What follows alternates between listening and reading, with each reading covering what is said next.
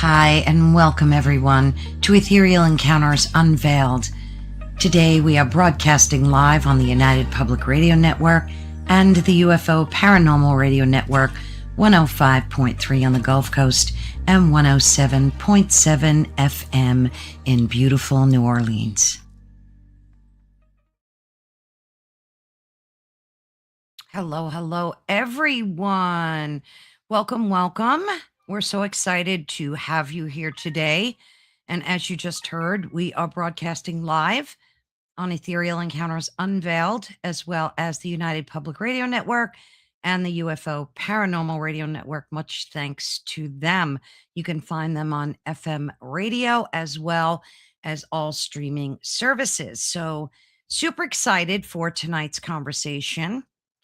And this conversation sits at the crossroads of science, consciousness, and something humanity seems to have misplaced along the way. The Ascension Chronicles and the Forgotten Knowledge of Humanity asks a dangerous and fascinating question. What if our greatest limitation isn't the universe, but the way we perceive it? In the Quantum Gate, our guest challenges the idea that consciousness is produced by the brain and instead suggests that it might be something far older, deeper, and deliberately filtered. We talk a lot about consciousness on this network, so this is going to be really intriguing. This is not a discussion about belief, but about perception, memory, and what might happen when the gate begins to open. And I'm so excited to welcome the author of The Quantum Gate, Bill Combs, for a conversation that invites us to look at reality and ourselves with very different eyes. So let's welcome. Hi, Bill. Hi, Carol-Ann.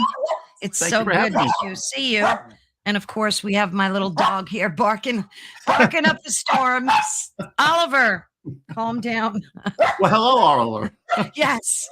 Oliver has a very big mouth, as you'll discover. It's okay, baby. Go lay down. Oh, you gotta love dogs. Absolutely. Hello, Heidi. So good. Yes, hello to Oliver as well. Heidi, how you doing? I'm hoping you feel better and everything's working out. And I'll be in touch with you to check in. And Bill, you'll see from time to time we say hello to our folks that pop into the chat. Hello, Carrie. So good to see you. Thank you for showing up. And a quick mention, on all the social media platforms, there's usually a chat. So don't be shy, pop in, say hello, ask questions, make some comments. We love hearing from you. So Bill, tell us about who you are, first and foremost. And of course, tell us about this exciting book that you wrote. I absolutely loved it. Maybe you have a hard copy you can show us, because I have the PDF version. So I can't really show. There we go. You can see it. Yeah, I think more in the middle. Yeah, perfect. Just back up a little bit. Okay, The Quantum Gate. I love the book cover too. Good job. So tell us about yourself. We on a need-to-know basis here. Need-to-know basis. Okay. Well, my story started when I was very young. So I've always been interested. I've been a voracious reader. My mom had a bunch of books about Edgar Cayce when I was growing up, and I discovered those around the age of 10, and I started reading them. And I was reading them voraciously. Once I started, I couldn't stop, so I started reading all types of books on metaphysics and consciousness and New Age phenomena, et cetera, and never really stopped. My entire life spent that way. I also got really into science, kind of went to school for it, studied all the major sciences, both undergrad and graduate level. Love science at its purest form, especially quantum physics. That was sort of like the one area of science that really kind of fit with my personal philosophy and ideas of the universe and life. And so I basically taught and spoke to various groups over the years. And when I moved here to Asheville, I really one day was in meditation, and I was kind of trying to figure out what I was going to do. I had come here to go to school, and I wanted to kind of link up with the tribe that was here. This is just beginning at the beginning of COVID, so it's kind of hard to link up with anybody around that time. And I was looking for, just wanted to meet up, try to find a group to get together with, some people to talk with. And in the meditation, I had this, just came to me and said, no, you're not going to find anything here. You got to create what you want. So it came up with this name in my head, Quanticism, which is a blending of science and mysticism. And I began working through that and teaching here locally still do it for a number of years. And then one day I met an author friend here who was just telling me, why don't you just go ahead and write what you teach in a book? And so I did that. But then I really kind of got the bug to put this information, subtly into stories. And I love storytelling. I do it in my presentations. And so I started writing books on stories. And The Quantum Gate was sort of like the first book. It was a story that I used to tell myself. It was a daydream that I would tell myself growing up. Took that and made it into a novel. And then it's just the first part of a series of stories and ideas that I want to present. Just put it out there and see what people think. Yeah. So how many books are in this series? 4? Is it? There are going to be 3. There are 2 right now that are published. The third one's coming out later this year. But it's the first leg. This is a triangle kind of situation where I've got a series that's going to be these 3 books, The Quantum Gate being the first. There's another series that I'm getting ready to release the first book in that, which is it takes place in the same universe. There's overlap between characters, but it's a different type of story. And then when those 2 finish, there'll be a third series, which will be sort of like a capstone series where all the characters kind of work together to work through a particular challenge or set of challenges. So there'll be 9 altogether. Wow. That's a bold adventure. Yes, it is. But I'm excited about it. I like that. Oh, yeah. So the Quantum Gate explores a bold working theory that human consciousness is not produced by the brain, but instead interacts with reality through like a kind of filtering mechanism. Am I correct? Am I on the right track?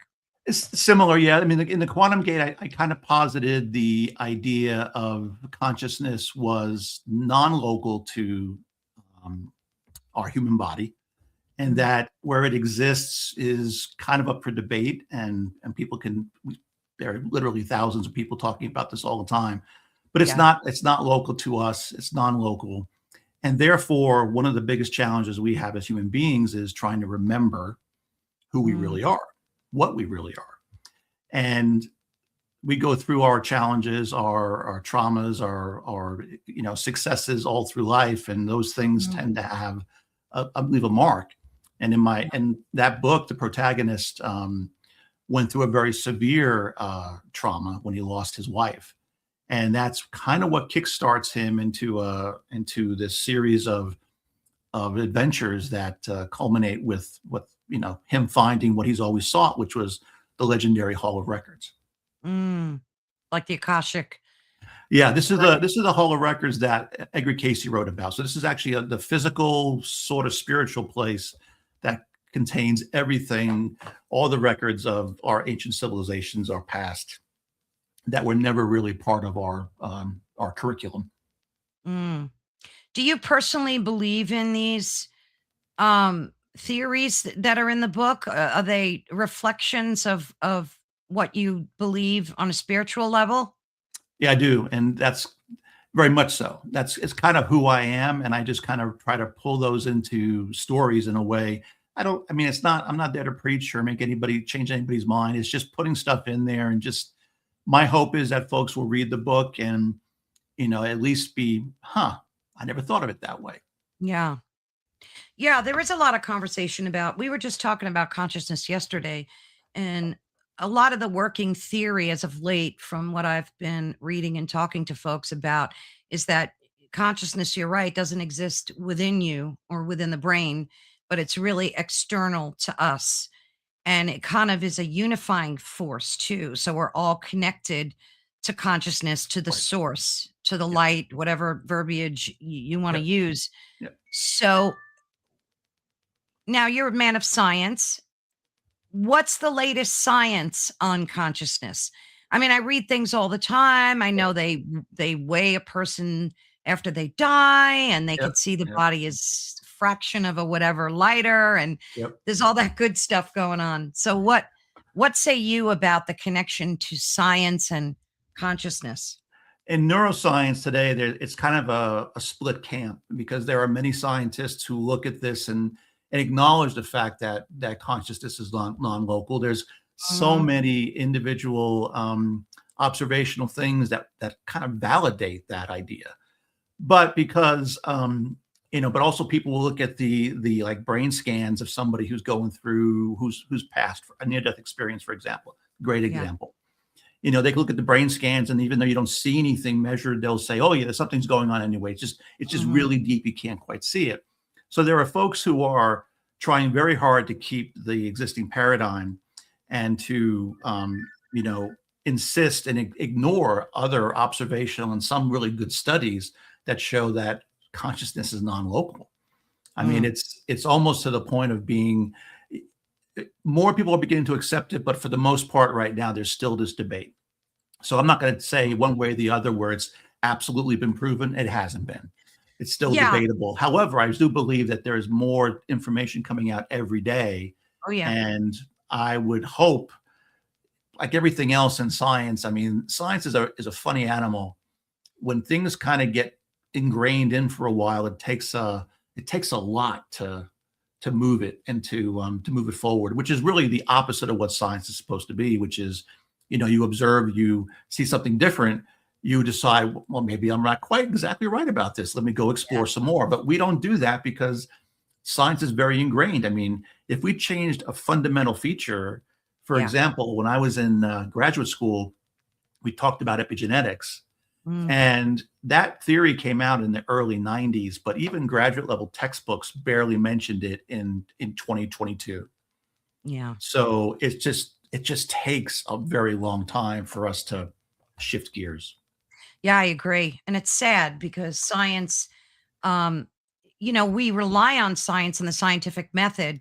And a lot of the folks in that community too are very resistant to any type of change. I mean, I see a little bit of a bend like the Right, past maybe 5 years, but there's still a lot of they think it's woo woo and woo woo right, science and all that good right. stuff. But It's funny because I look at in quantum physics, like the observer effect, the double slit experiment, yeah. which is like the most woo-woo kind of experiment. And it's also probably one of the most repeated experiments in all of science. Mm, And it still has split the community down the middle, where folks are either it's something else, it can't be what people think it is, and it's silly because it's like it's okay. I mean, we for us to consider the fact that we know everything and can measure everything right.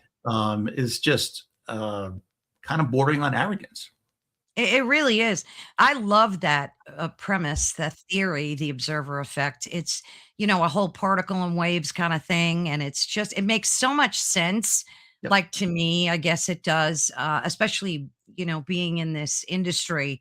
It speaks to folks like us more so than science does, but um, I think what I really liked about your book too is it draws from quantum physics, neuroscience, psychology, human experience, and it kind Mhm. of connects that observer effect, Right. the idea that influences come from or at the quantum level, right? And Mhm. maybe that's where consciousness resides too, right? Right. Right. Yeah, Right. yeah, it's Yeah, so cool. and for me, the quantum gate, it tended to focus heavily on the idea of quantum superposition, or this Yeah, concept that we have the number of choices we have is always infinite, and we tend to be the ones limiting those choices. And so choice becomes a very big theme in the book, and how to kind of break through the idea that you know, I have no choice, or I yeah. could do one or the other kind of thing. Yeah, yeah. I read a study. They did some kind of fMRI scan, and they were showing that we think we have free will when we don't, because many of the decisions we think we're making our brain is making milliseconds before we even Yep. make the decision. So that's kind of freaky too. Yep. That's really, that kind of blew me away because, we all think we have free will, but meanwhile, there's like this external force, maybe consciousness, that's already made that decision, or maybe it's us making that decision and the brain is just reflecting it Right. milliseconds after, right? Yep. Something like that. Right. It gives me the chills. It's Yeah. crazy stuff, but I Yeah. love it. I love Yeah. it. I mean, the thing is, and there's a lot of people talking about this today, the brain is a receiver. Yeah. That we are just it's just a glorified receiver. And Bruce Lipton he's funny when he talks about when he puts himself on stage, he says, "This is the Bruce show. This is the Bruce show." And if you change the station, if you change the frequency that the brain's attuned to, you'll get something Yeah. totally different, which Yeah. helps explain things like sudden savant syndrome, where a person, will get a bump on the head and suddenly become, fluent in a language they never even studied. So, I mean, how do you explain that? Yeah, they play the piano when they've never picked the piano Right. before, and Right. and some of them speak in different accents, like Australian accents, and it's just the most interesting Yep. thing. And I think we're really like at the precipice of maybe getting science to bend a little bit and see that it's not. I mean, there are scientists out there that are actually challenging gravity. Oh, yes. And Yes. Yes. yeah, Yep. that's a Yep. big one too. Yep. Yep. So I don't know. I don't know. It'll be It's funny to great. see what the world looks like in the next 50 years. Yeah, well, I won't be here for it, but it'll be Neither will I, but as yeah, well, at unless we least not in this form. reincarnate. That's Yeah, right. yeah, yeah. And it's so frustrating because we also have that premise that we have forgotten, like you mentioned before. So even if we do reincarnate, which I believe we do, Mhm. none of that knowledge comes with us. And well, it does, but you kind of have to discover it. And maybe we discover that through life and suffering and joy and all the human experiences. That, I mean, we only have five senses that we count really, Right. to kind of go through this life in, when there's so much more, right? So much There's more. so Yeah. much more. So much Yeah. more. We know Yeah. that, for example, just our physical senses perceive a fraction of what's even going on around us at any moment. I mean, that they think about that. That's crazy. Like I just saw that crows are not really black. They're like this iridescent color, but Yep. we can't perceive it. We can't But they have perceive. technology that showed that they're Yep. this gorgeous rainbow of iridescent Right. blues and all different colors, and just, oh, look at this. My computer wants to update while I'm doing this. Jeez, Always picks the technology. right time. Yep. Always Yep. picks the right time. Exactly. But yeah, it's just, I love the fact that science is working hand in hand in helping us unearth these things. Like, look at all the NDEs folks that are Oh, having yeah. too. Oh my gosh. Yeah. And now they're coming out and sharing their stories with us, whereas Yep. 10, 15 years ago, Yep. you couldn't They wouldn't mention do it. it. Yeah. Now you wouldn't do it. You Yep. wouldn't. Now, have you ever had anything like spiritually profound happen to you that, okay, let's hear about I it. did. I've been a meditator since I was a kid. So I was actually meditating. I was probably 16 at the time. And the meditation I used to do was just one of these kind of where I would just expand my consciousness and just kind of, you know, just step through the various hierarchy of, my home, my town, and then one day when I got into that, I ended up just kind of, it's like you feel like you're at the top of a slide and then you kind of start sliding down and you can't stop yourself. And Mm, so it expanded out tremendously. And that I got to that moment where I was one with everything. mm.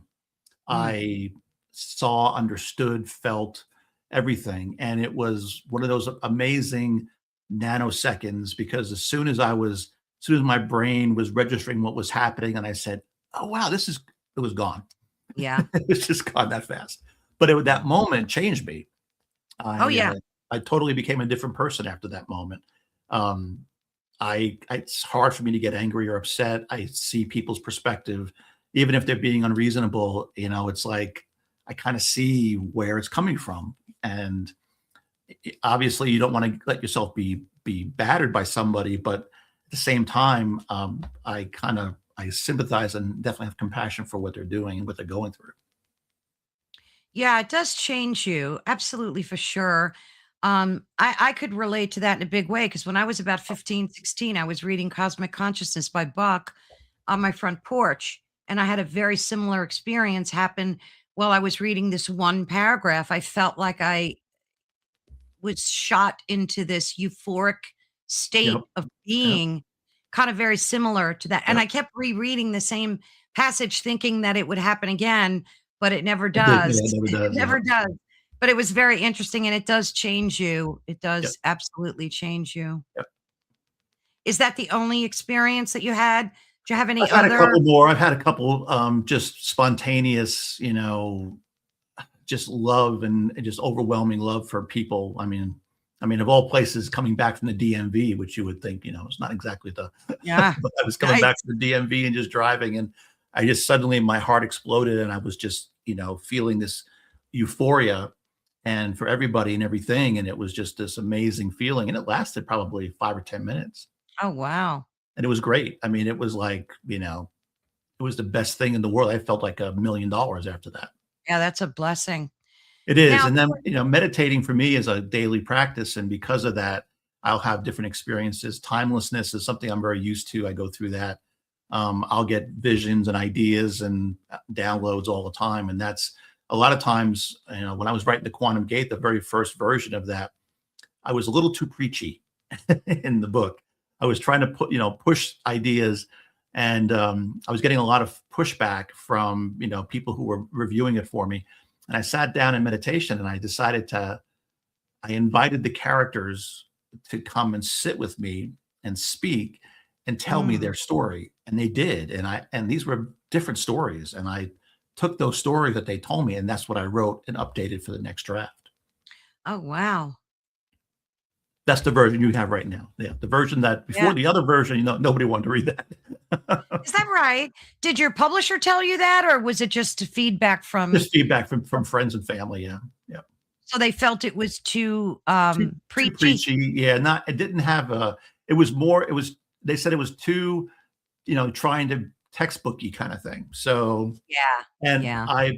and they were right when I went through it again. But when I talked to the characters, oh my gosh, the characters talked to each other. It was just it was an amazing kind of experience to Wow. watch this unfold. Yeah.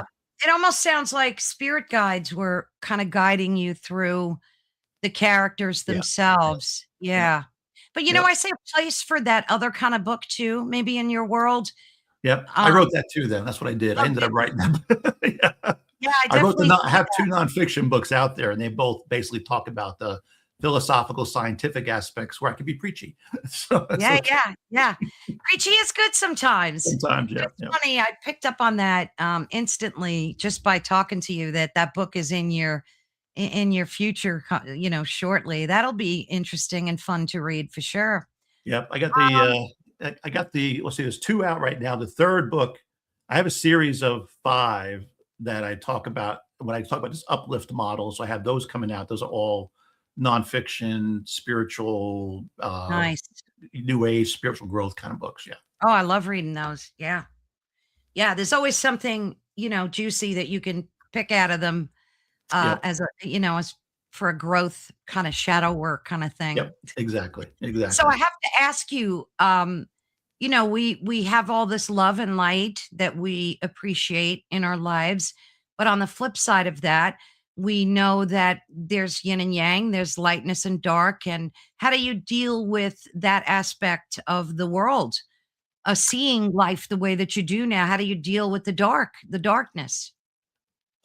This may sound crazy, but I kind of went after I don't do duality anymore. I understand duality. We have to, as physical beings, we have to deal with it, but I can't get too upset with it because it's just it's like the flip side of a coin. Yeah. And to me, it's something that we see and understand, but I resist getting pulled into it because I see both sides. I mean, when you're one with everything, it's really difficult to align with one particular thing. It just becomes a lot tougher. Yeah. Yeah. Well, yeah, I mean, it's hard to see the world um with the challenges that we're currently experiencing globally, not Sure. just within the United States. And it's like kind of for me it's a very heartbreaking thing to It is see. because these people, everybody in this who's living on this planet makes choices every day. Yeah. And I don't like some of those choices. Yeah. I mean, I would not make them myself. But I Exactly. also have to understand from the perspective of they're a divine being and they have Right. free will and they have every right to make the choice they're making. Yeah. Um, and that's just something that I've gotten to be okay with, even if I don't like it. Yeah. That's well said. I tend to agree with that. I don't dismiss the darkness because, like you said, it's the flip side of the coin. It's there. Right. I don't partake in it or have Right. anything to do with it, but I Exactly. Yeah. recognize it. I respect it in a way. And it's just heartbreaking, to Right. see. But But you I don't always have to like, do that. yeah, yeah. I always like to ask folks like Yeah. yourself how they deal with that because like even some psychics that I talk to, they will have absolutely nothing to do with the dark. Like they Yep. don't even want to talk about it. Sure. And then there are some that do that work in Yep. helping folks get rid of it out of their Yep. lives. And, so Yep. I guess it's a Yep. personal It's a preference and personal thing. maybe, Yeah. It's a yeah, personal. what you're I mean, called I to do. put that in the, if you remember in the Quantum Gate, I don't want to get too much, but if you remember the scene with Martel and Voss, and that was absolutely a microcosm of this Mm, very macrocosmic question of you could choose a different path for yourself at any moment, and if you don't, that's okay, but there are consequences for that. yeah, that's so true.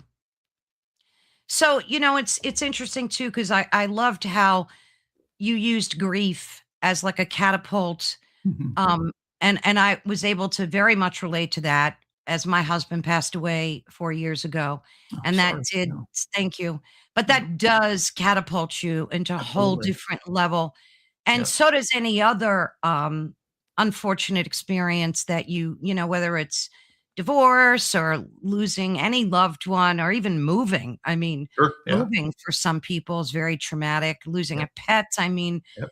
but, yeah, so it's definitely did you have any experience with that, or was that something that just for that character, you just thought it was a It good was way to it wa tell a I've had, I story? mean, obviously, I haven't lost a spouse, but I've lost a lot of family members, and for that character, he needed that. He needed that because that was the only way that it was going to, and this is where I look at sometimes traumas and the dark side of things that tend to move us in the direction we need to go.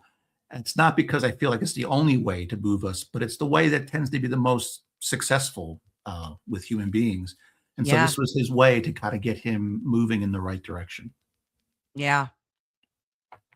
So tell us about some of the other characters that, kinda resonated with you on a spiritual level. Well, all the characters are basically in the book are reflections of parts of me. Um, even the ones that even the antagonist, there's parts of him that are absolutely part of my personality as well. And I did that purposefully because I wanted to, it's the easiest way to write a character is to be able to at least identify with them at some level.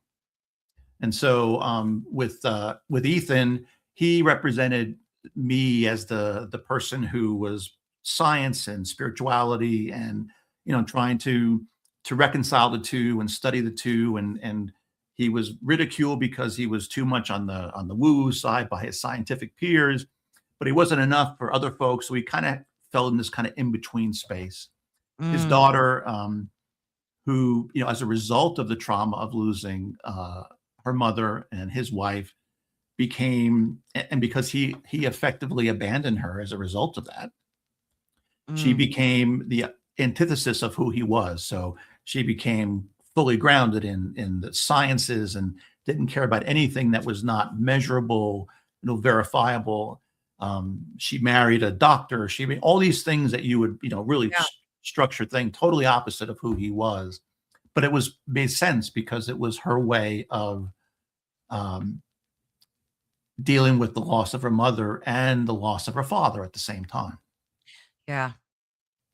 When you speak about forgotten knowledge, do you believe that it's purposefully suppressed for a reason? And what would that reason be in your speech? Well, I will say that I that's a big theme across a lot of my writings, and there is I believe that knowledge is forgotten and knowledge is suppressed. I mean, we know it just looking through historical records and seeing inventions and things that have been developed that have been, suppressed. So there is the idea that the change, especially if it has an economic impact to certain, powers in the world, are going to be suppressed because they don't want that. You're talking And about like energy?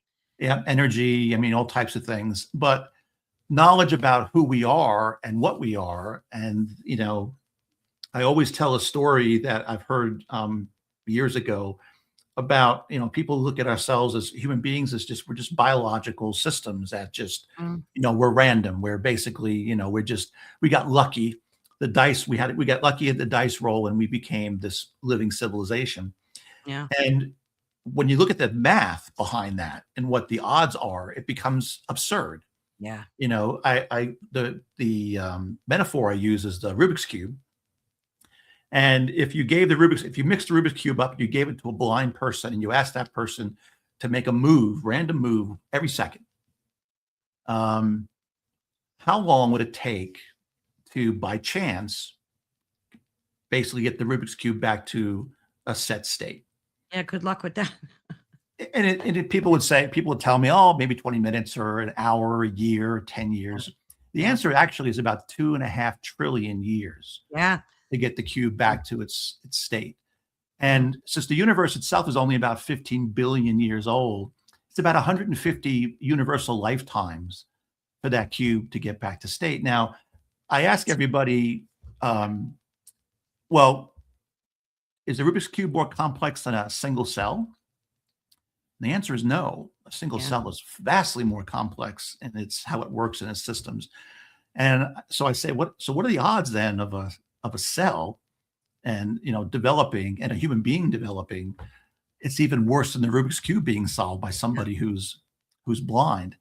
And yet here we are. And then I give them one extra thing. I say, what if we change that experiment just in one very simple way? And every time the person made a move, we said hot or cold. That's it. We just gave them a binary piece of data and just said, you're getting better or you're getting worse. How long would it take them to solve the Rubik's cube? About 20, 30 minutes. So with a single piece of information, a feedback information from one thing to the other, that Rubik's cube goes from being not solvable in any version of our reality to not only solvable but common. Life now becomes common and fairly easy to see, which is what is matching what we're finding in the universe as far as these Goldilocks planets that could possibly hold life. Viruses and smaller bacteria we find in different, like in Mars. So I feel like, and this is something that's talked about by several scientists, but this idea of feedback between, what the universe is trying and how it's kind of working is there in some way, because it makes sense that patterns that we see in nature repeat themselves. If they work, they repeat. We see them in multiple places. And I think that this is one of those things that we forget about ourselves, is that we are extraordinary. We are extraordinary, and we are not an accident.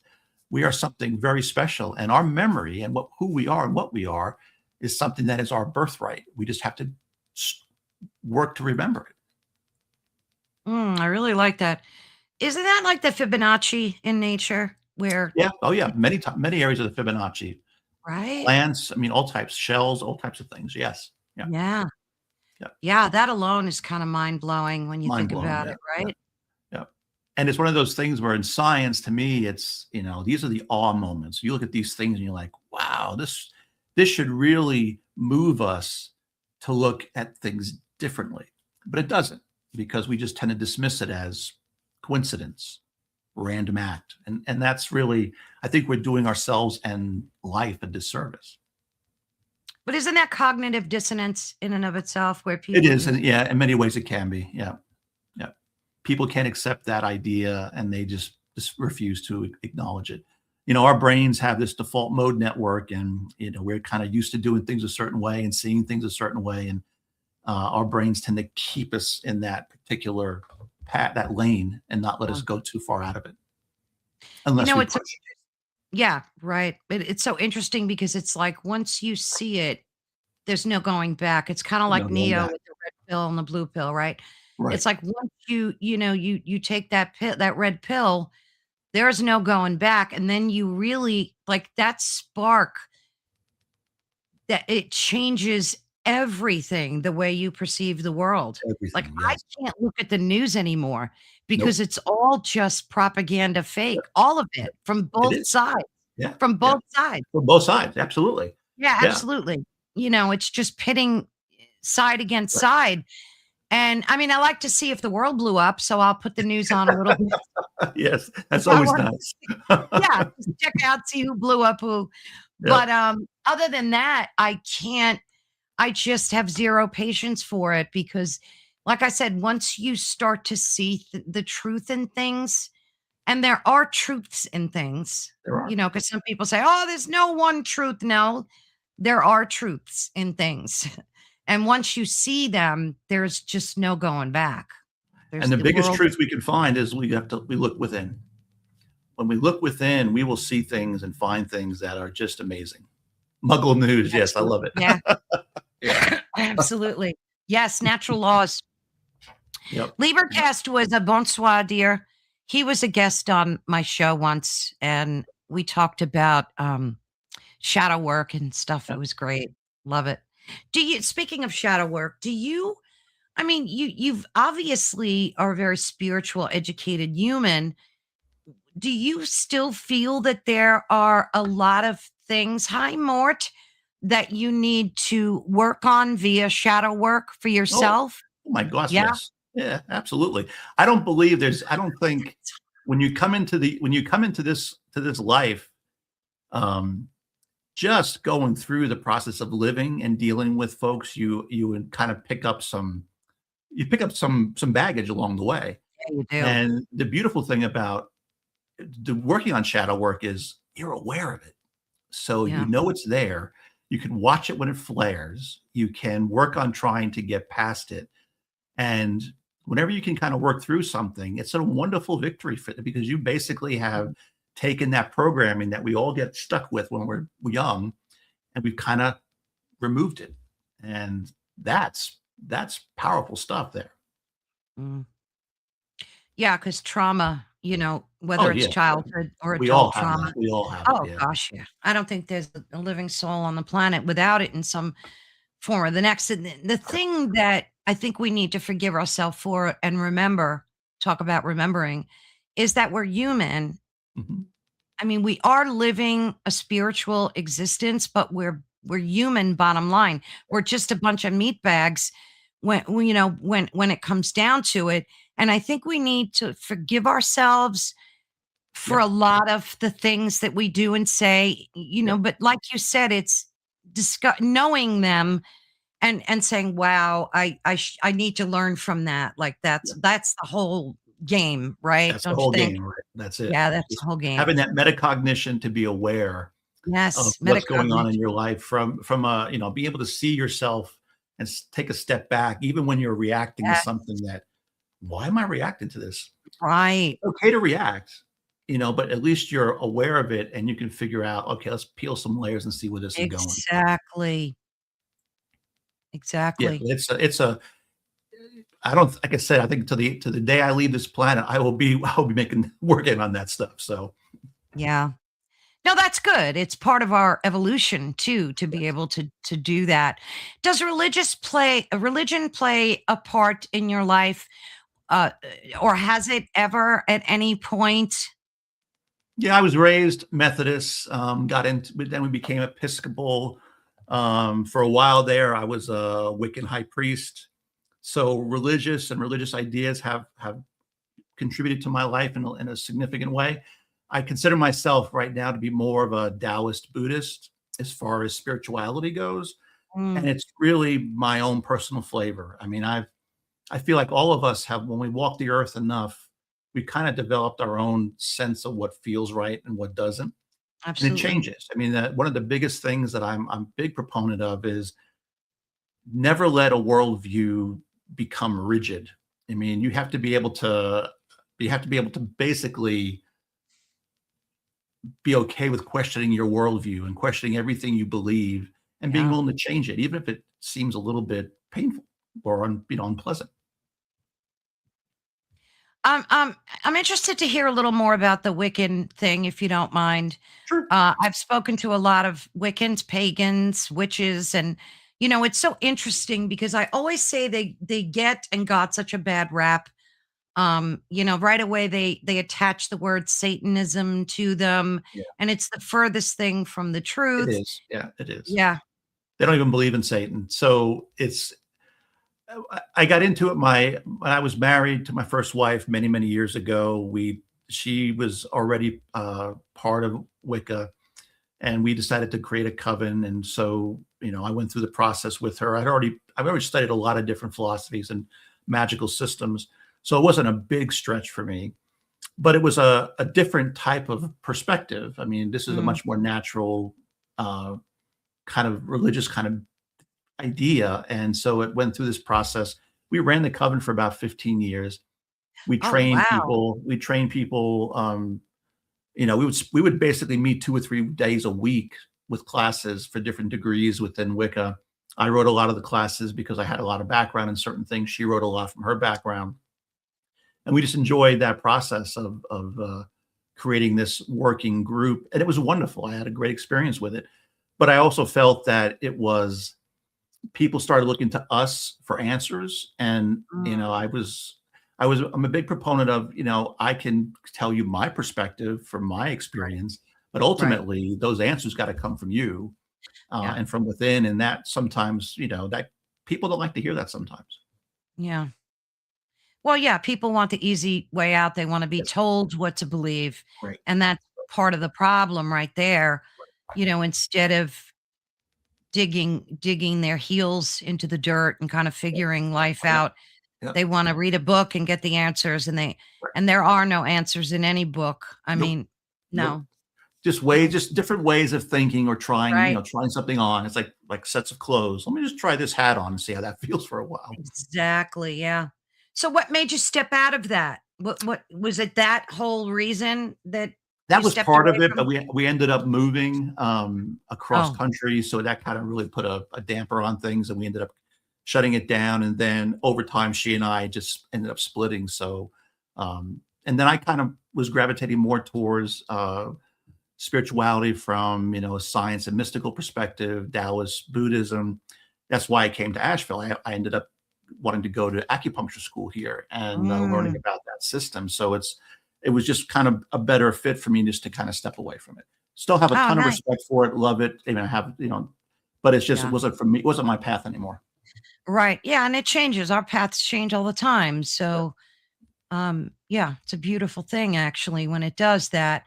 Are you doing acupuncture now? Is that something you No, practice no, or? I do energy healing right now and some work. I work with a local wellness center and do some work through them. But for the most part, my big focus is writing. I Yeah, it do takes a a lot lot of of time. writing. I write short stories. I put more meat into my short stories because, I could do that. And then, but all my books, my short stories all take place in the same basic universe. So I'll write sometimes origin stories of things that take place in my books, but you don't really know the origin story of them, but I write it in a short story. So I keep Yeah, all that stuff together. a short story is still popular in terms of consumers? Are they where do they get that kind of material from? Just the internet or? Yeah, they can get it from the internet. And then, I mean, I could write, if I write a little bit bigger one, I'll put a novella together, but I usually just give those away. Because for the most part, I'm just trying to provide more depth in the universe that I'm writing about.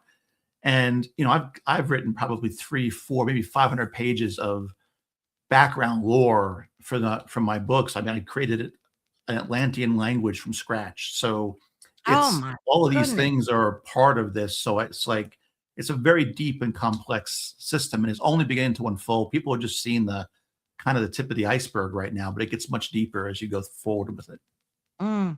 How does ancient history play into this whole thing for you? I Tartaria? love ancient history. So, Yeah. so I'm a big believer that we know very little about our ancient history. And so I just let my imagination download, whatever you want to call it, kind of Mm. move me to write about what I think could be in some universe, someplace, one possible ancient history of our planet. Because Wow. to me, it's, they're all possible. I mean, Yeah, absolutely. What do you think of the whole Tartaria thing? I mean, there's so much of that on the internet now talking about, the technology that came from there. And did that play into any of your writings as it well? Or it didn't. No, that did not. Most of my stuff came from, again, Casey Egypt? talked about Atlantis, and so I had a lot of, I mean, you know, 50 years ago was reading about Atlantis and developed in my own brain kind of what I felt that looked like. And I read a lot of ancient books on Egypt. I read a wonderful book which I really stuck with me, which was the book Initiation by Elizabeth Heish, and Yeah. that story was a powerful one for me. So it just was, you know, those kind of things kind of fed my viewpoint of what the ancient world looked like or what it was. Mm. And I'm a big believer in resonance and frequency, and Oh, those are yeah. always going to be a pretty big part of my lore in my books. Do you do any sound therapies as well? Yeah. Very much, yes, very much. Because Yeah, that plays right into the healing thing exactly. Yeah, exactly. with bowls and bells and Yep. Tuning yeah. forks, bowls, bells, Tuning and forks, and yeah. technology have beautiful devices today that produce very pure sounds. But my favorite is still gongs. Beautiful gongs are still Yeah, some of the gongs are best nice. sounds. Yeah, yeah. Yeah. What about the frequency hertz of music? Does that play? Because what is it, 5? What's the Well, number? it's 440 is what 440 most and music today, but that's yeah. considered to be a little bit of an off frequency. But I'll use Mm, frequencies, either some of the solfeggio frequencies or certain other mm, frequencies just to compensate, and they provide wonderful support too. If you're having a bad day, do a 396. If you're having a day of, things are gotten you a little bit concerned or anxious or fearful. If you need something to kind of help internally with your healing, and just a 528 that kind of help you yeah, there. So these are just different that's the frequencies to one. help. Yeah. Yeah, Yeah. the 528 is the one that, like, I see a lot of talk about Yes. that in terms of, like, actually changing your vibration, like, you Yeah. can listen to well, look at what music does for us. Yes. Exactly. Yeah.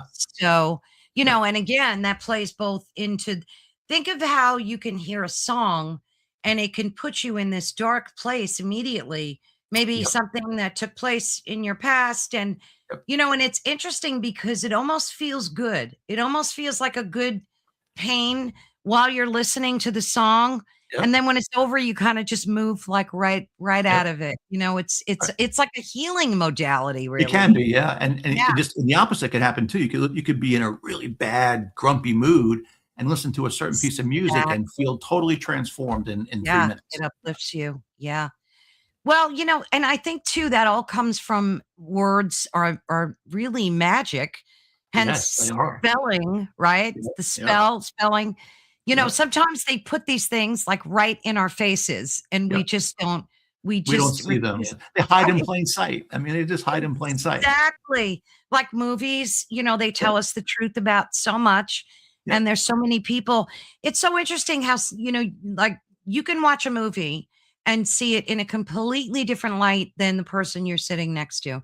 And then you look Absolutely. at that Yeah. person and you're like, How could you you not didn't see that? get that? Yeah. How could you not see that?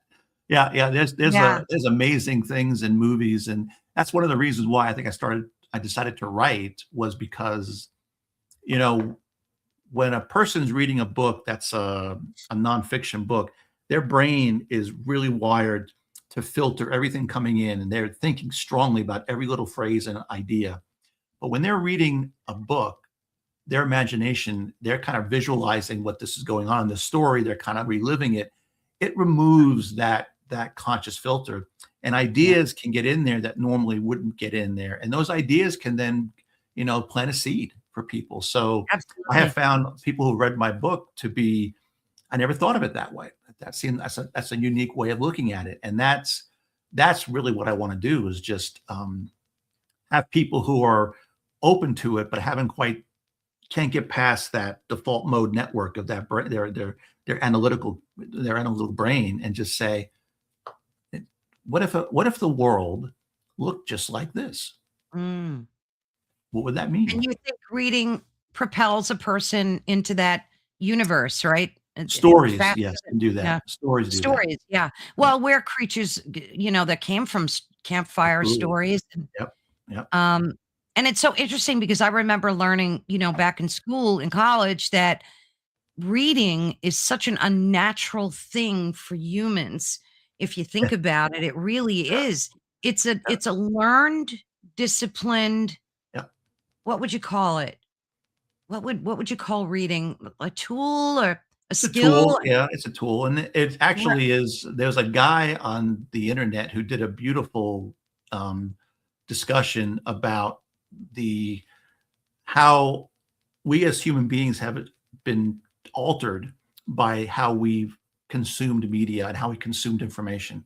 When we yeah. were younger, back in, 1,000 years ago, it was all word of mouth. It was sitting around a campfire telling stories. And when the printing press was invented and we started reading, it actually took a while for people to read, because it was not something Yeah, they were used to doing. To yeah, stop and sit still and read and observe and absorb and right. understand was a learned response that took time. And now, because of things like social media and video, Yeah, um, uh, reading has become less prominent, and it's harder for people to sit down and read. Hence the reason why audiobooks are so popular, right. um, because they're being trained to be more short, small bites of information, as Yes, 8 opposed to seconds. focusing for a while. Yeah, Yeah, yeah. It's sad that the attention span is yeah, under 8 seconds. And yeah, and I mean, some people hate to read. Like, yeah, I love to read. yeah, I live to read. Um, but, and I respect that, whatever yeah. floats your boat. Oh yeah, Why yeah. do you think some people don't evolve? Do you think that I'm kinda hopping all over it. Why do you think that some people don't evolve spiritually as fast as other people? Why do you think that some people do you think it has to do with, just their consciousness is not as mature or as developed as someone else's? Like, you would think we would all be on the same plane as humans, but we're not. We're not. And I would say that I don't look at it that way. The way I look at it is, if I'm a senior in high school, would I measure myself against a sixth grader and their ability to learn? Oh, yeah, that's good. And so I don't. I can't measure myself against that. And Yeah. so I would not assume, I don't assume that everybody here is at the same level, who, for whatever reason. And so I try not to get to think about that way. Do you think that just has to do with reincarnation? That, Could be you're reincarnation. getting It could older. be, it could just be Yeah, that sometimes, some of us, I used to tell the story of the idea that, life and existence is walking down this beautiful path that has this incredibly golden light at the very end of this path. And in between, on both sides, there are these little clearings. And these clearings have lots of fun little things in them, And so if I stick on that path and just walk straight through, I might, you know, go ahead and achieve Buddhahood in, 4 yeah, lifetimes.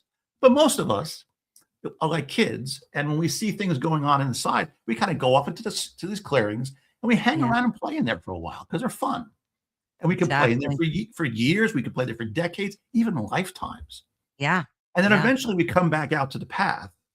But is there any rush? Is there any? We're not really being. There's no time frame. There's no. We have to be there by a certain time. right. It's like, so is the person who goes there straight away any better off than the person who's experienced all that fun along the way? And I That's don't know such the a answer to that. great way to look at it. I love that analogy too. But yet, we always want to push people, like you were Yes. talking we always want to push people over that hump and like try to get them to see. And I know I do that with my kids, Yep. as adult as they are. Yep. Like I want to shake them and say, "How come you don't see this?" Yeah, come And on, Benno, get out of the clearing. right? Let's go. Yeah, that's right. Benno made an interesting comment. What if the sixth grader is young Sheldon? And that's true. Yeah. Like, did you ever see some of these geniuses and you Oh, yeah, just I've are met in some of them. They're amazing, and I think that what? they're phenomenal, and Yeah, I feel like that's a sign that we as a species or as a planet are allowing ourselves to have some of these, these really amazing beings to come into us. amazing. It's wonderful, yeah. It's good Yeah. news for us, I think, because it's, you probably wouldn't see very many of them 1,000 years ago. Yeah, this is true. Plus, we have social media today and the internet, which gives us more Yes. opportunity. What do you think of the concept of like the multiverse? Did that play into your book, and explain if so? It didn't really play into it's not playing into the book yet. And I don't know if it will. I do believe in the multiverse, and I do believe that we have multiple timelines of expression that we can maneuver between. That part will probably play into the later stories because the later stories get a little bit more intense. But the multiverse to me is if the universe if the reason we exist is the universe wants to experience itself through a different set of eyes, and it doesn't like to not experience in all possibilities, superposition being a Mm, fundamental component, then it has to have a multiverse because that's the only way to have Carol Ann in a million different particular perspectives. Because if your mm, life even changes a little bit at the beginning, it changes who you are, and that changes your perspective and how you observe the universe. And absolutely. so it just makes sense to me that the multiverse would be the way that the universe can experience itself in a variety of ways from the same individual stream of consciousness, the same individual being. Mm, That makes sense. Yeah. profound. It does. It's so interesting because one of the messages or downloads that I've gotten a lot since the pandemic is like, just be the observer, be Be the the observer. observer, Yeah. right? But if we're the observer and quantum physics tells us that the mere act of observing changes the outcome, that baffles my brain. Like, This is where I don't think, superposition comes into play because we have to remember, and this is something that human beings we are not good at. We have to remember that when we observe and we want and visualize something, we're collapsing all those possibilities into one yes, thing. Okay. right. And there's nothing wrong with that. But we feel like we only have one thing the entire time. There's only one option. This is the only thing that can happen to me. Like, for example, I'm not lovable, so no one's going to love me. That's the only Mm, reality that we have in our brain, and therefore it becomes reality because that's what we believe. But instead, if we just change it, we reframe it and just say, "What if everybody loves me in some way?" mm. It totally changes everything around, and it changes what you're collapsing and what you're observing and what you're going Gosh, to live. that's so true. I love that. It's so interesting because I remember learning like my very first computer programming. We learned a code that was if then. Mhm. So if you do this, then this happens kind of Right. thing, right? Yep. Do you think that the world is binary though, where, it is zeros and ones? Because that's what we're Mhm. told, that like everything is based off of Well, it's a zeros and duality. It's ones. a dualistic idea. Is that it's either this or that. It's Yeah. me or not me. Good or evil. Rich or poor. All these different dualistic Yeah. kind of ideas. And the thing about dualism is that we it's again limiting the possibilities to down just to two. Yes. And those are not this. That's just not the way the universe works. And when I created this uplift model, which it's the word uplift, but each letter means something different. So it's unity, presence, love, and the T is transformation. But Mm. the remaining letters are if, and that to me is the sacred if, because that means it's the if of possibilities. It's the if of infinite possibilities. And anything is possible until you make that selection, until you choose and you settle on something. My mother recently passed, and she was diagnosed with pancreatic cancer, Oh, I'm so and sorry. it was a diagnosis that was in a stage where it was definitely something she could work through. But she chose to immediately take that diagnosis and say, well, according to the internet, I've only got 4 months to live. Even though that Ah, wasn't the case. That was not the case. And by God, she died almost 4 months to the day, even though clinically she had no reason she could have lived for 2 years. Thank you. So, and this is a choice that she made. And I love my mother, but she still made a choice. And this is something that I try to get people to understand is yeah. we have more choices than what we think. And we cannot let ourselves get bogged down into a choice that's been inflicted on us, or a choice that's being limited by society to us. It's we are just have infinite choices, and we have to be okay with accepting those. We have to feel worthy of allowing for infinity to manifest in our lives. I mean, maybe that, and just to kind of ruminate a little bit about your mom's choice, maybe that was just her soul contract, so to say, Could right? be, yeah, it could very well be. She's had a really tough life, and so she never really felt that anything ever went her way. So it didn't surprise me that she got on Yeah. that train when she found out. But and this is something that we as human beings, as we had tough lives or tough things happen to us, we tend to really limit what's possible for us, Yeah. Because and we see the whole world that way. we see the whole world that way. And it's one of those most amazing things is that the it's simply one choice away from changing everything. It's just Yeah. one choice away. And that's something that is, it sounds crazy, it sounds ridiculous, but it's so true because I've done it myself many times. And it's just Yeah. one choice away from shifting everything. Gosh, that's so true. Tell us about manifesting. What do we always hear and I think The Secret, well, of course, the book The Right. Secret started this whole Yep. manifesting thing. Yep. And everybody thought that they could just think things into reality, right? Yes, yes. Here's the thing that people forget. And from a neuroscience perspective, our conscious brain is like 5% of our total brain power. Yeah, yeah, Our yeah. subconscious brain is 95% of our total brain power. Right. So you can sit there and think you're the king of Siam consciously, but if you believe you're a pauper on the street subconsciously, what do you think is going to win? Right.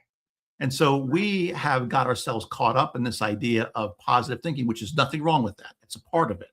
Yeah. But we have got to dig into ourselves and figure out what's holding us back, because I guarantee you most people are deathly afraid of success. They don't fear Yeah. failure. So They are true. deathly afraid of success. Myself included. So I've had the same problem. what do you think that is that, some of us just want success so deeply, but yet we're petrified of it. Is it the failure of, so is it failing, bottom line that we're afraid of? I think it's actually more the responsibility of being successful. What does that mean to me? What is that going to do to me? it's a commitment too, in a way. Yes, When it you're is a big successful, commitment. it's a commitment. And It's a so there's a huge lot of folks who are afraid of that commitment. And I think that's one of those things that, and everybody's going to be different. They have to kind of go into themselves and figure out what it is. But until your conscious mind is in alignment with your subconscious mind, you're not going to manifest, not easily anyway. Or you'll manifest, listen to your subconscious mind, because that's what you expect. Deep down, that's what you expect. It's so interesting that you're talking about the subconscious. I was talking to some folks just yesterday about it, and they claim, and one of the persons is a contactee. She's got a whole life story based on that with ET and whatnot. And she claims, because I was giving her the analogy of how we're taught that the conscious mind is this iceberg.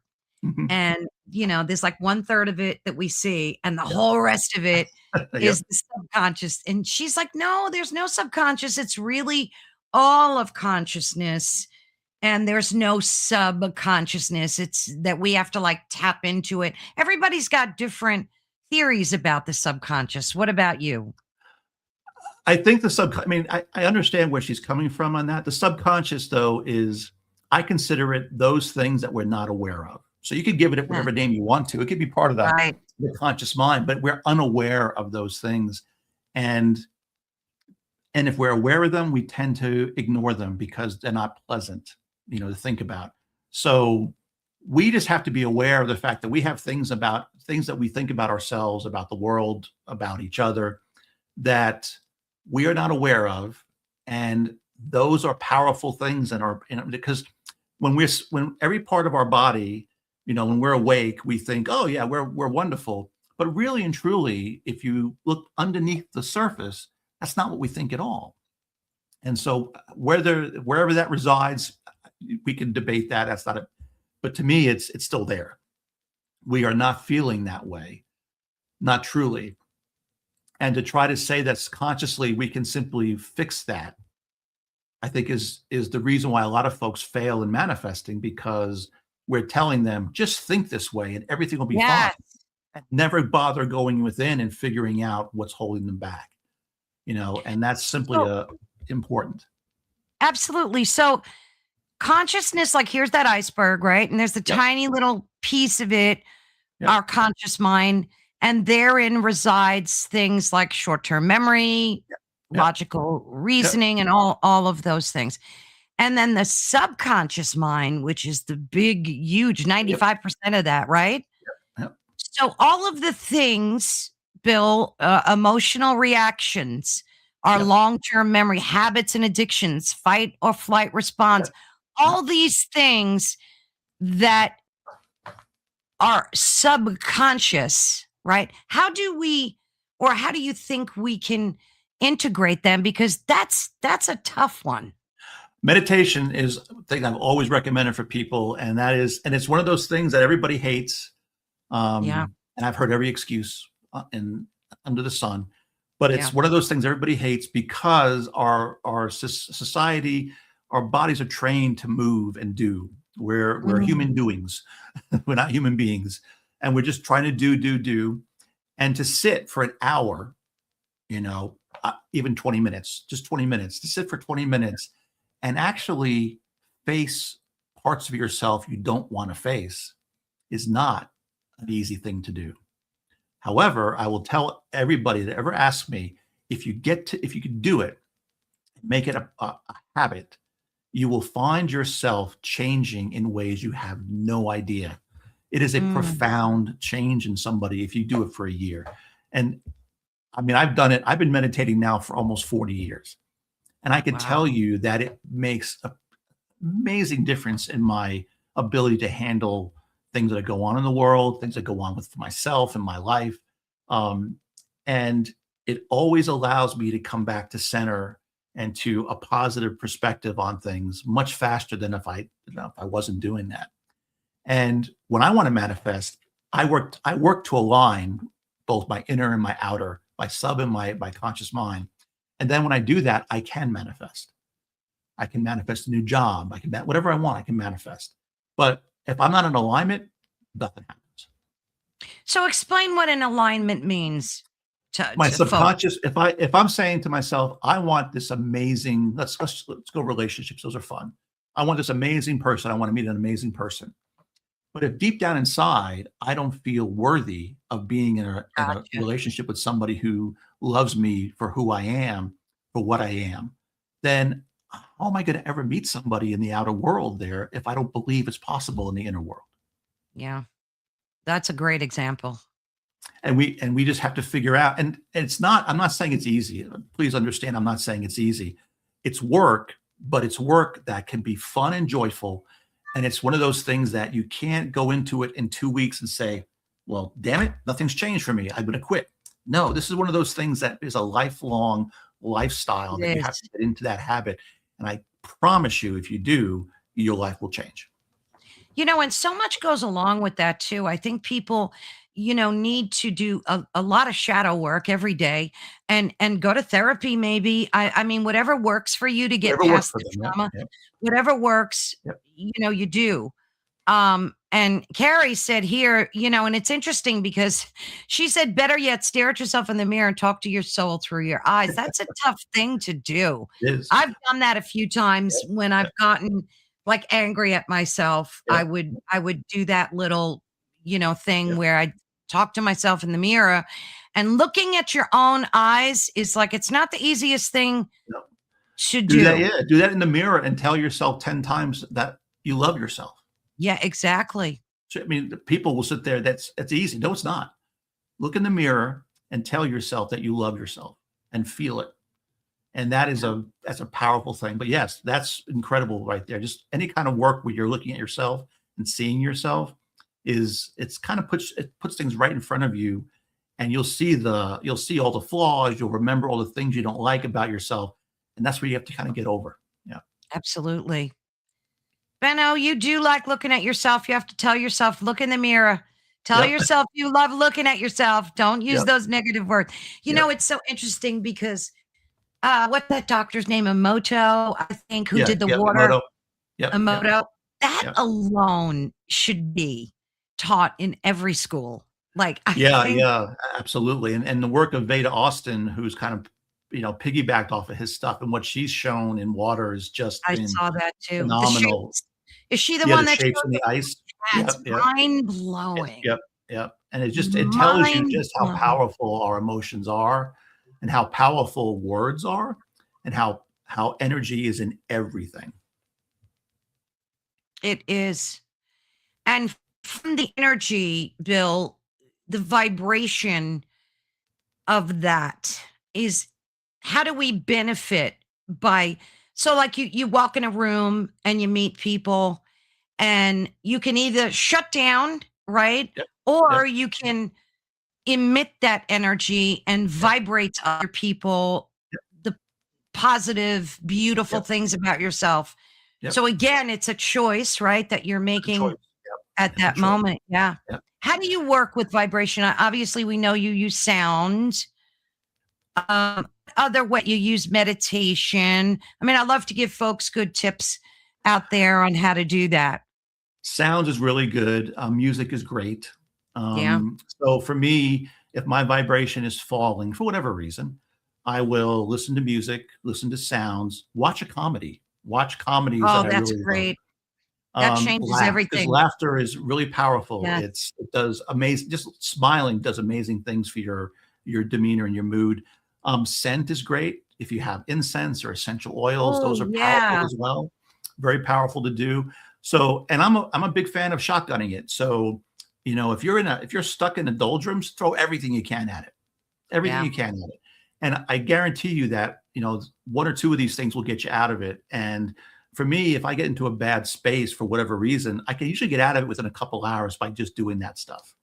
And it's the thing about it is, if something bad happens in our lives, like you lose a job, you have an option here. You lost a job, you start stressing about money, you start stressing about finding another job and how much time you got Mm. to do that to do this job, and that just brings your energy down. It brings your energy down.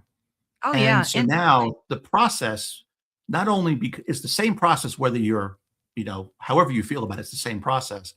But if that now the process is one that you're feeling constraint and lack. Now, what happens if you change that and said, you know what, this was the best thing that ever happened to me. This job was not serving me. I have the possibility of Right. finding the most incredible job right now. It's going to be perfect for me. It's going to be fun to find this job. It's going to be fun to interview. Is the process different? No, the process is still the same that you have to go through. But now Yeah. you're going through that process with a much better energy, a much more open energy, and a much easier energy to manifest something wonderful for yourself. And Gosh, so, that's again, so a true. choice. It's a It choice. really is. It's funny because, like, I'm a clean freak. I can't stand cleaning, but I'm a clean freak, but I can't stand it. We Yes. have a love-hate relationship. So, like, I would get up and go, "Oh god, I can't stand it. I gotta clean." And I read once that they said, instead of saying that, say, "Hey, I get to clean today. Yeah.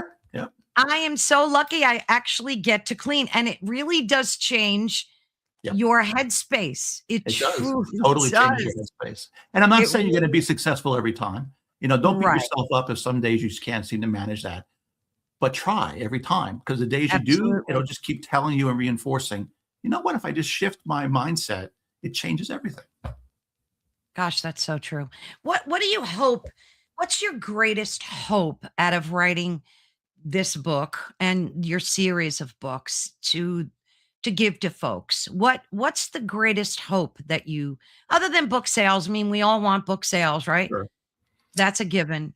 Other Yeah. than that, I mean, to me, the books are it's part of my byline. I want to entertain and inspire.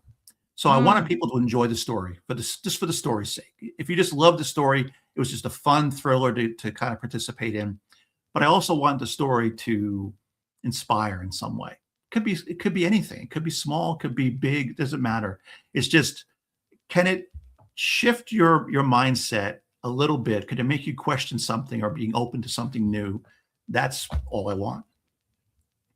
One of my favorite movies, and this is people look at it probably to be silly, but one of my favorite movies is the animated movie Moana. And the reason I ah, love that movie is because it has such powerful undertones of connection and the whole spiral and the idea that the heart is what makes us, if without our heart we become this monster. And it's a beautiful metaphor for the human condition, and it's a story, and people can watch that story and just love the story, or they can yeah. watch the story and see some of the other aspects of it and like, whoa, that's kind of a neat little thing. And that's kind of Mm, what I want from my books is enjoy it, love it, and have a great time with it. But maybe once in a while you might see something that's like, oh wow, I never thought of that. that's so true. One of the other sadder things about, like, you watch an inspiring movie or you read a book that 2, 3 days pass, and then we just tend to go back, Yep. to our same old Yep. routines and same old habits. And, what do you think is something that folks can do to fight against, like, should they journal, maybe write that down, put Post-it notes up? Like, how do you make it stick, Bill? It's different for every person. I would say that, first of all, don't be hard on yourself, Mhm. and don't make something like pick something really hard. Like, I'm going to meditate an hour every day.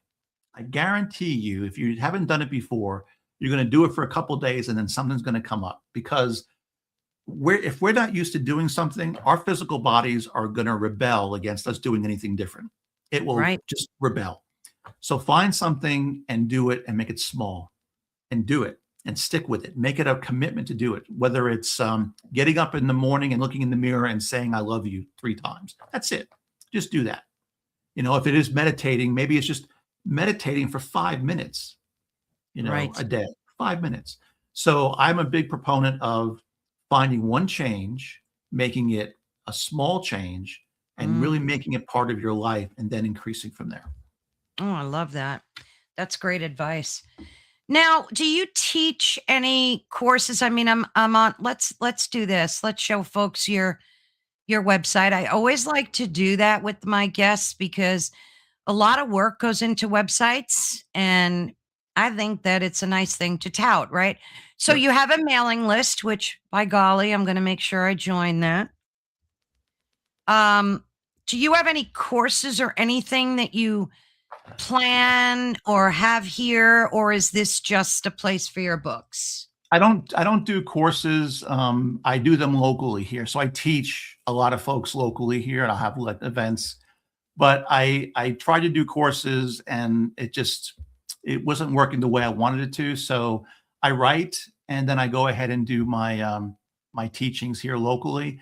I do once in a while. We'll do online teaching, so I'll do a class online versus one in person. It just Oh, depends nice. upon the demand for it. Yeah. Nice.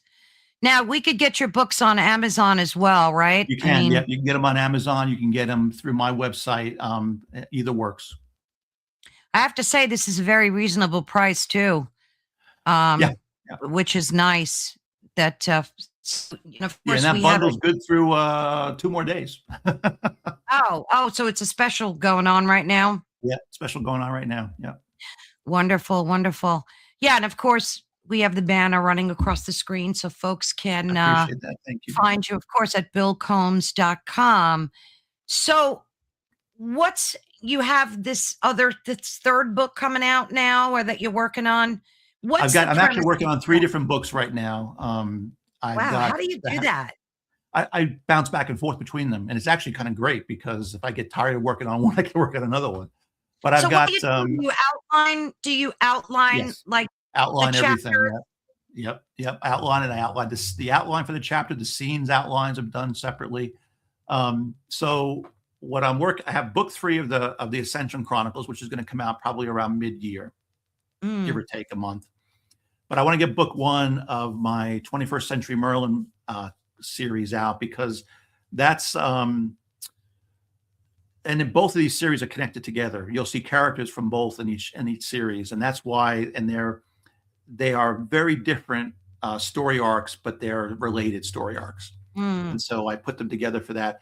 And Merlin is sort of like my uh, kind of acknowledging my own life when I was a kid, when I was a teenager, and being a teenager and loving metaphysics and studying this stuff, at 14, 15, 16 in Yeah. school, not really popular as a result of that. No, no, definitely not. So this 16-year-old character is sort of like Yeah. my homage to myself when I Yeah. was. I think all writers do that in one way, Yeah, one facet or another. yeah. How are what's your group like of people? Are they like you? Do you hang out with like-minded people, like in the I do. same Yeah, Yeah, I figured that. I do. How I do mean, you most of even the people here find are them? they're either into wellness or quantum physics or metaphysics or any number of things, and so we have a great community here I've built up over the years, and I get about 40 to 50 people sometimes to show up for events, Oh, and just wow. and I don't charge for the events here because it's just donation. I love doing this and putting that out there Mm, for people to see. Um, mm. because it's just, to me, is as part of it that I want to kind of get that information out there, because I mean I've seen people who will go through one of my events and hear something that's to you and I might be very like, oh yeah, we've known that for decades, but they did not. And when they realized it and it kind of flipped that switch in them, everything shifted for them. And that's Wow. what I live for, is that one little thing that can happen for somebody and So sets them on a path. you're really paying it forward, Yes. yeah. So these events, are they mostly healing events or are they Combinations. consciousness? Yeah, they're combinations. Uh, Yeah. I do healing events. I do events for talking about, I just do a basic quantum physics primer just to show people what it is, and Oh, what nice. it, how to what to experience with it, why it's important from a metaphysical perspective. I go over the human biofield and what that looks like and why that's important. And I also talk about things that, science is really big about telling us what we know. There's a lot that we don't know, and they don't really talk about. And I make sure I tell them, we don't know this. We just don't know. It's so interesting. You talking about the human biofield, right? Yep. There's some people, particularly one girl that I've been listening to, and she's been talking about how they hacked into they right, we always say they, I think folks know what we mean, Yep. how they hacked into the human bios field. And she said if you type in 802.15.6, you can see that there's an actual standard for short range, ultra low powered wireless communication designed for wireless body area networks, which are what, wavebands, W bands, however Yep. you Yep. pronounce them. What's your take on that whole thing? I mean, I know that there is, if science begins to look at subtle fields and subtle energies, which they are starting to do, they could, use these things. But at the same time, there are, you know, we are the technology. I know We Greg Braden are. talks about this soft technology that we are. Yep. And Yeah. we can, if we're aware of these things, we can certainly not let those things impact us. There are technology available for us as consumers today that can help us, alleviate and protect us from that kind of thing. Like So it's med just a beds matter and of being things. aware of it. That's all. Yeah. Because we hear a lot of talk about med beds now.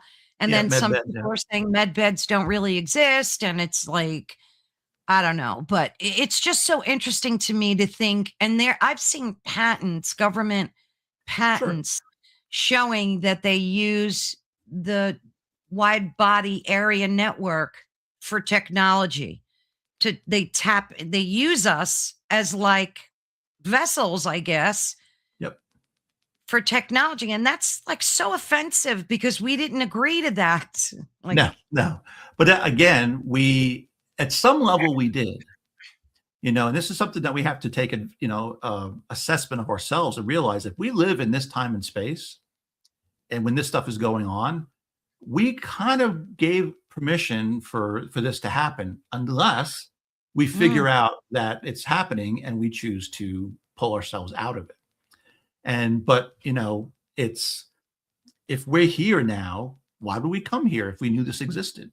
Unless we're okay with the fact that we're here, and maybe our presence here. What if our presence here is to remove ourselves from it, show others how to do that, and change how everything works? You ah, know, just shift reframe it, and we become, instead of becoming part of it and being used, maybe we could become the very vessel for freeing ourselves from it. so transhumanism is designed intentionally, unconsciously, maybe by humans, because that's like the natural path, the way things are supposed to be. And then once we're where we're supposed to be, we change it, We maybe. change it. We just basically Yeah. decide we're not going to participate. Like I said, I don't participate in duality. I try to very much not get caught up in duality.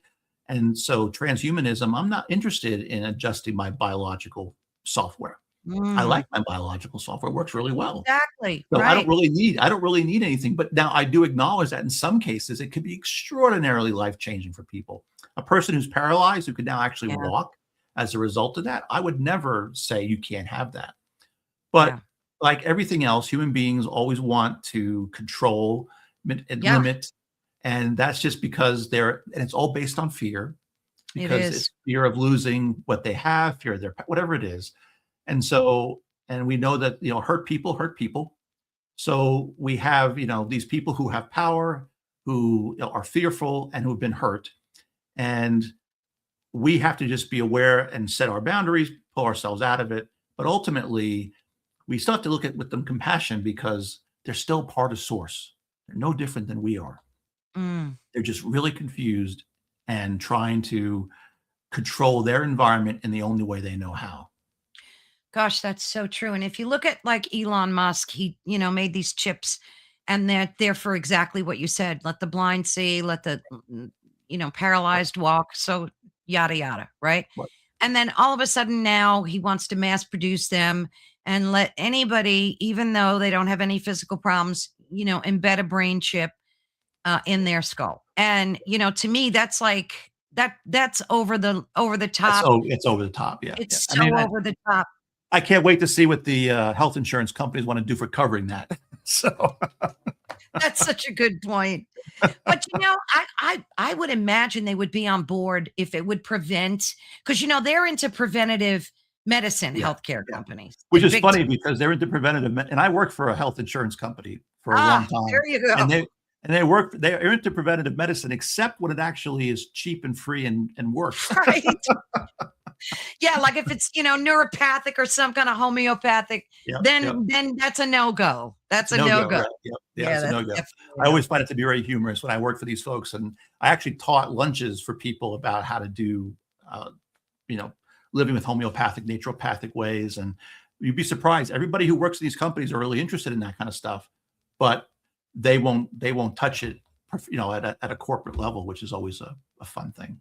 Well, yeah, because Rockefeller redesigned the whole medical system Oh with his yeah, petroleum-based yeah, pharmacology, right? yep, yeah. He Pharmaceuticals. was a brilliant marketeer. I mean, the Yeah, man, he basically rewrote the world to suit his purpose, which was, and the thing is, we know this, we do. we know this, but yet we still allow it.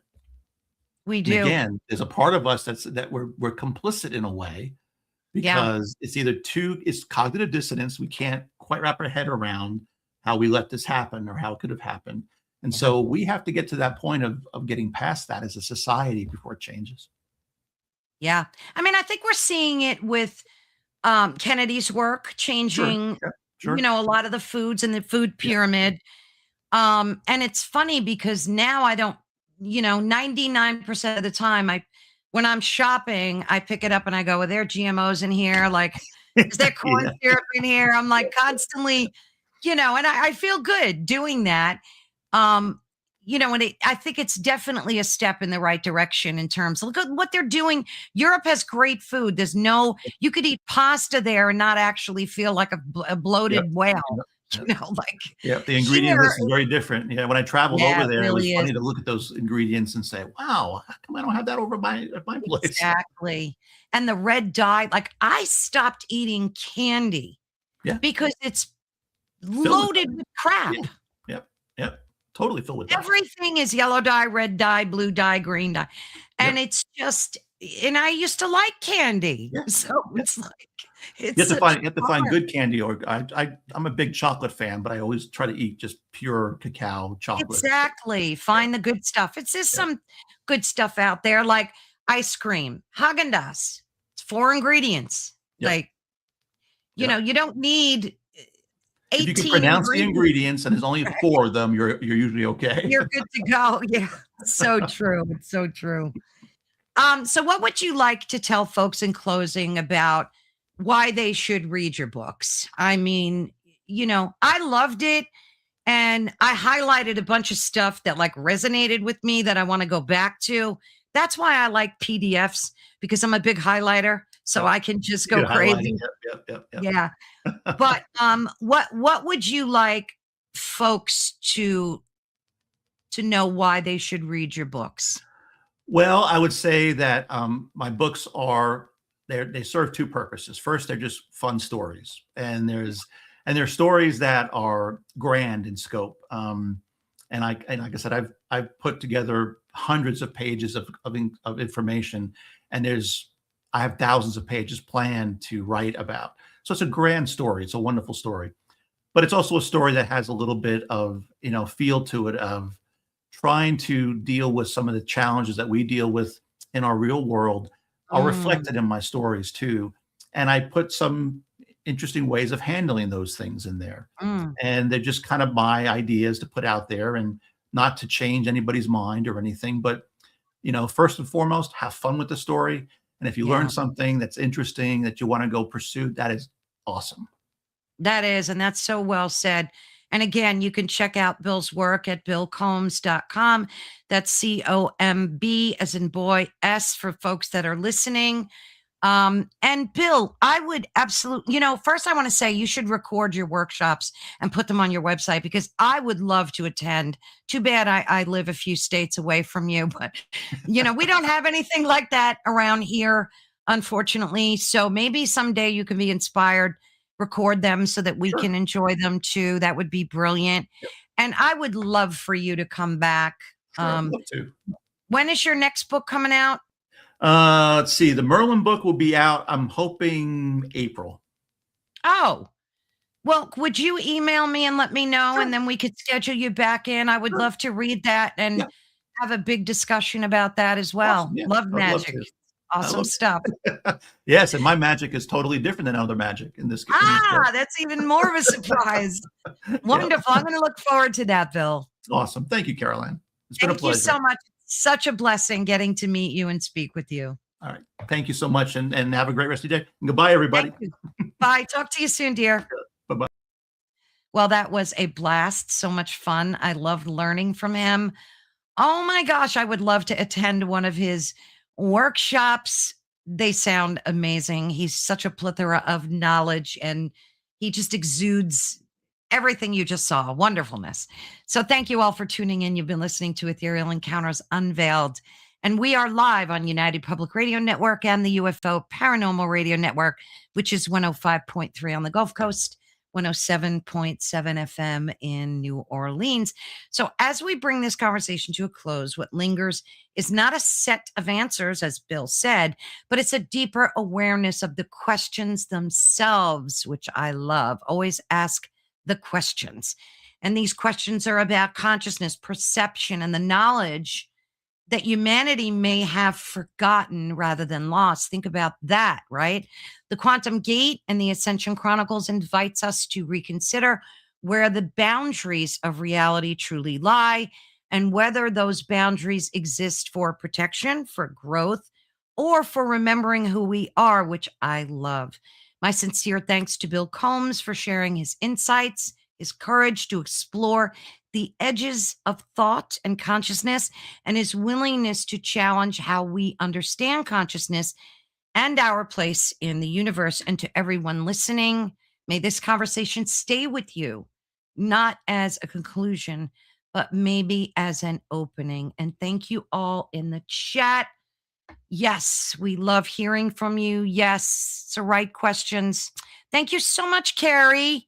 You know, I love you guys in the chat. Thank you all, Heidi, everyone, Melissa, everyone. Francois, thank you so, Francis, thank you so much for popping in. Don't forget, we have a show tomorrow as well. And I'm kind of excited about that one because we're going to be talking about a fascinating topic with a woman named Dana Machuchi, I think is the Michuchi. I think that's the way you say it. Anyway, we're going to be talking about exploring sacred sites. And again, the anchors of human consciousness. This is a real big topic these days. We're learning so much about consciousness, and I can talk about it every day. So thank you all so much. Love you all. See you tomorrow, 3 p.m. Eastern Standard Time. Have a blessed rest of your day. Bye, guys.